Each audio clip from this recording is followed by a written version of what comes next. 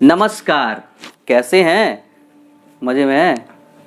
तो छोटा धमाका बड़ा कमाल का एपिसोड नंबर आज आपका 4 है। डे 4 में आप 3 क्लासों में काफ़ी मज़ा ले लेके पढ़ें और चुटकी बजा बजा के सवाल किए।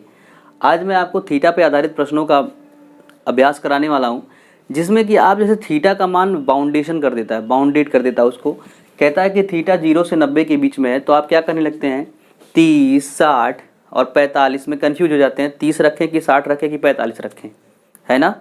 ऐसे ही सवालों में थीटा 10 सेकंड में आप पता कर लेंगे कि थीटा की वैल्यू क्या होगी, और जैसे ही थीटा पता चलेगा आप क्वेश्चन फटाफट लगा लेंगे। तो चलिए थीटा 10 सेकंड में कैसा पता करते हैं वो मेथड हम सीखते हैं। तो देखिए क्वेश्चन आपके सामने ये है, 2 cos square Q minus 5 cos Q plus 2 is equal to 0, जबकि थीटा 0 से बड़ा है और 90 से छोटा है, तो cosec Q plus cot Q का मान हमको निकालना है। क्या निकालना है? Cosec Q plus cot Q का। मेरे दोस्त, आप तब तक ये मान नहीं निकाल पाएंगे जब तक आप थीटा की वैल्यू पता नहीं करेंगे। अब इसने कह दिया कि थीटा 0 से बड़ा है और 90 से छोटा है, तो आपके सामने 3 थीटा हो गए, 30, 45 और 60। तो कन्फ्यूजन ये हो गया कि 30 रख के चेक करें, 45 रख के चेक करेंगे, आप 60 रख के चेक करेंगे, तब तो जाके आप पता कर पाएंगे। जो उस पर सेटिस्फाई करेगा उसी को कहेंगे आप थीटा की वैल्यू है, और फिर थीटा का मान इसमें रखेंगे और आप अपना आंसर निकालेंगे। तो सोचिए, अगर आपका 30 रखने पे ना आया, 45 रखने पे ना आया, 60 रखने पे आया, तो आप एक सवाल में तो लगा लिए 3 सवाल, एक सवाल में 3 सवाल का टाइम दे दिए कि नहीं दे दिए। अब मैं आपका वही टाइम बचाने वाला हूँ कि एक सवाल में एक ही सवाल का टाइम दीजिए, ना कि 3 सवाल का, ताकि और भी क्वेश्चन आप कंप्लीट कर पाएँ। चलिए देखिए मैं कैसे कहता हूँ कि थीटा का मान कैसे हम तुरंत पता कर लेंगे 10 सेकंड में, वो देखिए मुझे फाइनली लाना है 0। क्या लाना है? 0 लाना है। अब अगर 0 मुझे लाना है, यहाँ मैं अगर 30 रख दूंगा, तो आप जानते हैं कॉस के साथ सब वैल्यू है। यहाँ जैसे ही आप 30 रखेंगे तो आपका √3 और 2 आ जाएगा, और √3 और 2 आ जाएगा तो वो जाएगा कहाँ? √3 और 2 अगर आ गया, √3 इसमें आ गया, तो √3 किससे कटेगा भाई? यहाँ पे तो स्क्वायर लगा हुआ है, वो तो √ को ख़त्म कर देगा, तो √ आपका बचा रह गया। इसका मतलब मैं जान गया कि यहाँ पे 30 नहीं हो सकता, कदापि नहीं हो सकता। 45 की बात करते हैं। 45 अगर मैं रखूंगा तो यहाँ पे फिर 1/√2 आ जाएगा। आप जानते हैं cos 45 का मान 1/√2 होता है। अब यहाँ √2 फंसा दिया। क्या आपने देखा कि यहाँ पे √2 फंसा दिया? और अगर √2 फंसा दिया मेरे दोस्त, तो जब अगर हम √2 में फंस जाएंगे तो फिर हमारा आंसर कैसे निकलेगा? फिर 0 नहीं आ पाएगा, तो मतलब 45 भी हमारा मान नहीं होगा। तो हमारा मान हो जाएगा 60। क्या हो जाएगा? 60। इसका मतलब थीटा 60 पे सेटिस्फाई कर रहा था। अब मैं आपको चेक करके दिखाया तो 60 पे कैसे सेटिस्फाई कर रहा था। देखिए 2 cos स्क्वायर 60 का मान क्या होता है? तो आप कहेंगे 1/2, तो उससे हो जाएगा 1/4।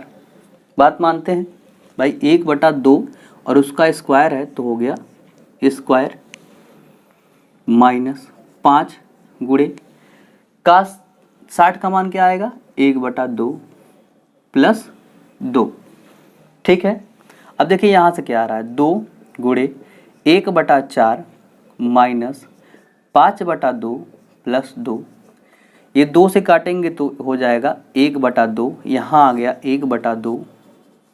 अब ये चीज़ देखिए, 1/2 में से 5/2 जाएगा तो हो जाएगा ये -4/2, बोले तो -2, और मेरे पास +2 पहले से था तो आ गया 0। आपने देखा थीटा 60 पे सेटिस्फाई कर गया, थीटा 60 पे सेटिस्फाई कर गया।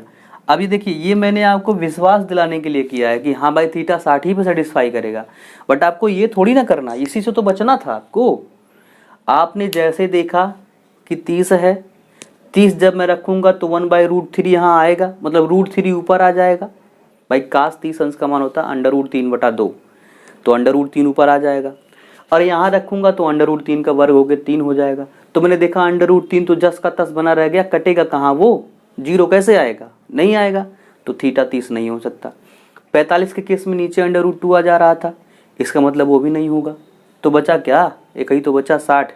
तो हमने 60 बिना चेक किए रख दिया, यहाँ सीधे रखेंगे 60, और जैसे यहाँ सीधा 60 रखेंगे तो कॉसेक 60 अंश का मान होता है 2/√3। क्या होता है 2/√3, क्योंकि कास 60 साइन 60 अंश का मान होता है √3/2, उसका उल्टा कॉसेक होता है तो कॉसेक क्या हो जाएगा 2/√3 प्लस कॉट 60 का मान क्या हो जाएगा, तो आप कहेंगे कॉट 60 का मान हो जाएगा 1/√3 और 2/√3 प्लस 1/√3 3/√3 और 3/√3 को जब हम काटेंगे तो हो जाएगा केवल √3, क्योंकि आप जानते हैं 3 को हम लिख सकते हैं √3 गुणा √3, तो एक अंडर रूट क्या होगा कट जाए। तो आपने देखा कैसे छोटी सी ट्रिक लगा के हमने तुरंत पता कर लिया कि यहाँ थीटा 30 नहीं हो सकता, यहाँ थीटा 45 नहीं हो सकता, यहाँ थीटा 60 ही हो सकता है। तो आपका विकल्प कौन सा सही है, बी वाला √3। तो स्क्रीनशॉट ले लीजिए इसका। फिर ऐसा क्वेश्चन, पहली बात आप इस क्वेश्चन की इंपॉर्टेंस समझ लीजिए, CGL CHSL में ये दबा के पूछा जा रहा है और आने वाले UPSI में भी दबा के पूछा जाएगा, इसमें कोई दो राय नहीं है। तो देखिए जरा, cos square theta minus sine square theta minus 3 cos theta plus 2 is equal to 0, जबकि थीटा 0 से बड़ा है और 90 से छोटा है, तो 4 cosec theta plus cot theta का मान क्या होगा। तो मेरे दोस्त यहाँ पे फिर थीटा बाउंड कर दिया, तो थीटा क्या क्या हो सकता है 30, इधर लिखिए 30 हो सकता है, 60 हो सकता है, 45 हो सकता है। अब जो मैंने कॉन्सेप्ट बताया उसको फिर से ध्यान से समझिएगा। अगर मैं 30 रखूँगा, भाई यहाँ पे तो स्क्वायर है, कुछ भी रखूँगा तो अंडर रूट नहीं आना है, तो मैं इन दोनों की बात नहीं करूँगा, मैं बात करूँगा केवल जहाँ पे स्क्वायर नहीं है। यहाँ पे अगर मैं 30 रख रहा हूँ तो आप जानते हैं कि cos 30 अंश का मान होता है √3/2, स्क्वायर नहीं है तो ये √3 ऐसे के ऐसे बना रह जाएगा, तो मेरा 0 नहीं आएगा, 0 नहीं आएगा, इसका मतलब 30 नहीं हो सकता। 45 रखूँगा फिर 1/√2 होता है तो नीचे √2 हो जाएगा, वो √2 ऐसे कैसे बना रह जाएगा, इसलिए 45 भी नहीं होगा। बात समझ रहे हैं। तो क्या होगा 60 होगा। अब 60 होगा तो मुझे 60 चेक नहीं करना है, वो आएगा ही आएगा, सीधे मान रखना है। तो 4 और cosec 60 अंश का मान होता है, अभी आपने पीछे देखा था 2/√3 प्लस cot 60 अंश का मान पीछे देखा आपने 1/√3, तो हो गया 4 दूना 8 1 9 बटा में √3, इसको लिख सकते हैं 3√3। कैसे देख लीजिए, 3 गुणा में √3 बटा में √3, एक से उड़ा दिए 3√3 आ गया, डायरेक्ट काट दिए हैं। मजा आया, स्क्रीनशॉट ले लो। देखिए अगला क्वेश्चन है, अब ऐसे ही सवाल आपसे पूछे जाते हैं थीटा पे। अब इस बार थीटा जो है ए है और ए बाउंड है 0 से लेके 90 तक, 0 भी हो सकता है और 90 भी हो सकता है, उसके बीच में भी हो सकता है।